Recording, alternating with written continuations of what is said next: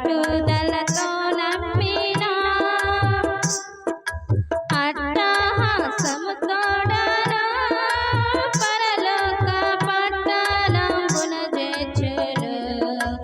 అట్టహాసము తోడను పరలోక పట్టణంబున చేర్చును. రాజులకు రాజైన ఈ మన విభుని పూజ